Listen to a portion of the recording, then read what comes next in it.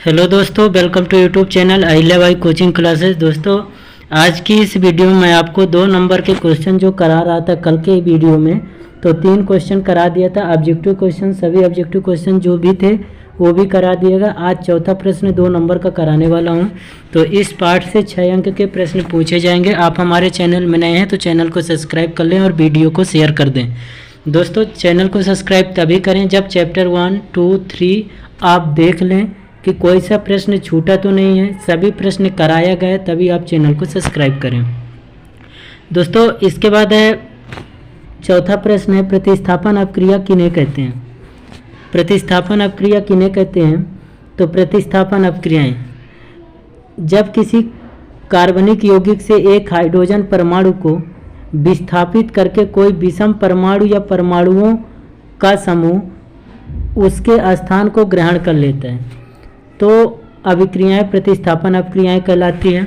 फिर दोस्तों, इसके बाद है 5वां क्वेश्चन है कि एस्टरीकरण अपक्रियाएं किन्हें कहते हैं। दोस्तों, एस्टरीकरण अपक्रियाएं जो होती है, एस्टरीकरण अपक्रिया कार्बनिक अम्ल एवं एल्कोहल भी अपक्रिया के फलस्वरूप जल के अतिरिक्त बनाने वाले पदार्थ एस्टर कहलाते हैं। जो कार्बनिक अम्ल हो गए और एल्कोहल भी अपक्रिया के फलस्वरूप जल के अतिरिक्त बनाने वाले पदार्थ एस्टर कहलाते हैं तथा उनके बनने की यह अपक्रिया एस्टरीकरण अपक्रिया कहलाती है। फिर इसके बाद है दोस्तों, छठवां क्वेश्चन है। छठवां क्वेश्चन है कि किण्वन से आप क्या समझते हैं। किण्वन से आप क्या समझते हैं? तो वे रासायनिक अपक्रियाएं जिनमें जटिल कार्बनिक यौगिक एंजाइम की उपस्थिति में, यानी वे रासायनिक अपक्रियाएं जिनमें जटिल कार्बनिक यौगिक एंजाइम की उपस्थिति में धीरे धीरे सरल कार्बनिक यौगिक में अपघटित होते हैं तो इसे किण्वन कहते हैं। फिर दोस्तों, 7वां क्वेश्चन है कि साबुनीकरण से आप क्या समझते हैं।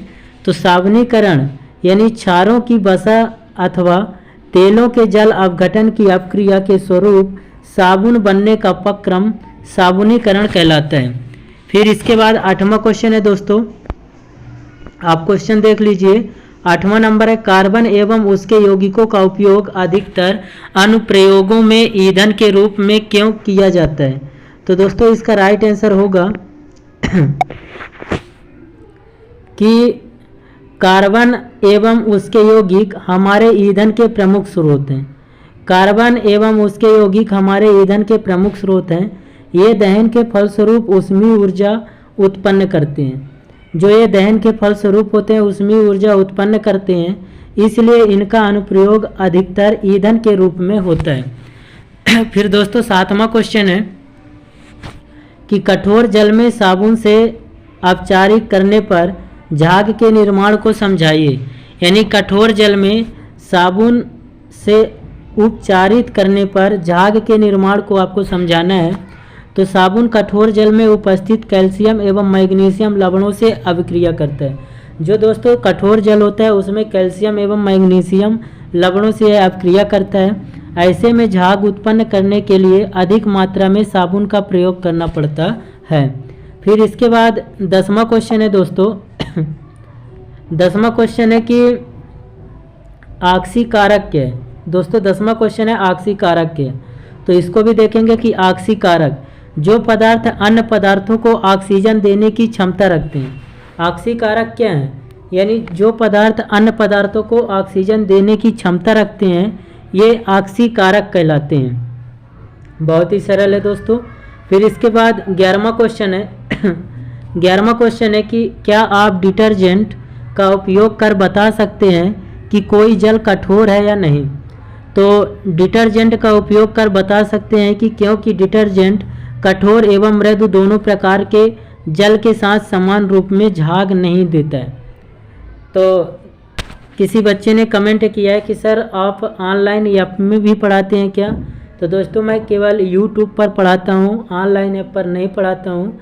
और यदि और पढ़ना है तो हमारे स्कूल आइए, हम स्कूल में भी पढ़ाएंगे। फिर 3 नंबर के क्वेश्चन है। 3 नंबर के क्वेश्चन है। पहला नंबर है कि संतृप्त एवं असंतृप्त हाइड्रोकार्बन क्या होते हैं। तो दोस्तों ये बहुत ही VIP क्वेश्चन है, वेरी इंपॉर्टेंट क्वेश्चन है। आप इसको VIMP भी बना सकते हैं या IMP बना सकते हैं। तो इसका आंसर क्या है कि ऐसे हाइड्रोकार्बन जिनमें केवल एकल सहसंयोजी आबंध होते हैं संतृप्त हाइड्रोकार्बन कहलाते हैं। तो दोस्तों ऐसे हाइड्रोकार्बन जिनमें केवल एकल सहसंयोजी आबंध होते हैं संतृप्त हाइड्रोकार्बन कहलाते हैं, जैसे methane, ethane, propane, butane, pentane, hexane, septane, hectane, octane, decane, nonane, undecane. फिर इसके बाद कि जिसमें एकल सहसंयोजी आबंध होते हैं जैसे एल्केन, ये संतृप्त हाइड्रोकार्बन कहलाते हैं, तथा वे हाइड्रोकार्बन जिनमें एक या अधिक द्विबंध या त्रिबंध होते हैं असंतृप्त हाइड्रोकार्बन कहलाते हैं, जैसे एल्कीन और एल्काइन। ये दो द्विसहसंयोजी एवं त्रिबंध वाले हैं, तो इनको असंतृप्त हाइड्रोकार्बन कहेंगे। फिर इसके बाद है दोस्तों एल्केन, एल्कीन, एल्काइन से आप क्या समझते हैं? बहुत ही शानदार क्वेश्चन है कि एल्केन, एल्कीन, एल्काइन से आप क्या समझते हैं? तो दोस्तों इसका आंसर हो जाएगा कि एल्केन में क्या होता है कि वे हाइड्रोकार्बन जिनमें सभी आबंध एकल होते हैं, जितने भी आबंध होंगे है ना वो सब एकल होंगे, उसे हम एल्केन कहेंगे। और एक मिनट दोस्तों, फिर दोस्तों इसके बाद है कि जिनमें कम से कम एक आबंध द्विबंध हो एल्कीन कहलाते हैं, और जिनमें कम से कम एक आबंध त्रिबंध हो एल्काइन कहलाते हैं।